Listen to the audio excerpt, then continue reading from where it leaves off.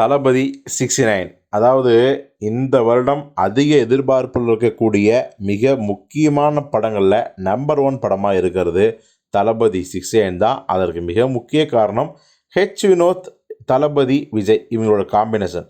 ரெண்டாவது, இந்த படம் தான் என்னுடைய கடைசி படம் அப்படின்னு விஜயே சொன்னதால் ஏற்பட்ட கூடுதல் எதிர்பார்ப்பு. இப்போ இந்த நேரத்தில் பார்த்தீங்கன்னா, இந்த படத்தில் ஏற்கனவே பூஜா ஹெக்டே அப்புறம் மம்தா பைஜு 2 ஹீரோயின்கள் இருக்காங்க.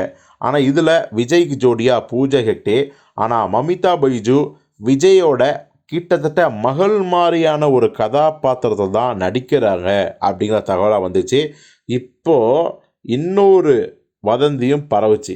அதை வதந்தின்னு சொல்ல முடியாது, இயல்பாகவே எல்லாருக்கும் ஏற்படுற ஒரு சந்தேகம்தான். அதாவது நம்ம பாலகிருஷ்ணாவும் ஸ்ரீலீலாவும் நடித்த அந்த பகவத்கீசரி அப்படிங்கிற படம் வந்து பார்த்திங்கன்னா தமிழில் ரைட்ஸ் வாங்கி அதை வச்சு தான் வினோத் விஷாலை வச்சு வினோத் விஜயை வச்சு எடுக்கிறாரு அப்படிலாம் சொன்னாங்க. ஆனால் நம்ம விசாரிக்கும் போது அது கிடையவே கிடையாது. இது வந்து விஜய்க்காகவே எழுதப்பட்ட ஒரு ஃப்ரெஷ்ஷான கதை அப்படிங்கிற தகவல் தெரிஞ்சிருச்சு. ஸோ அதை பற்றின பயம் நமக்கு கிடையாது.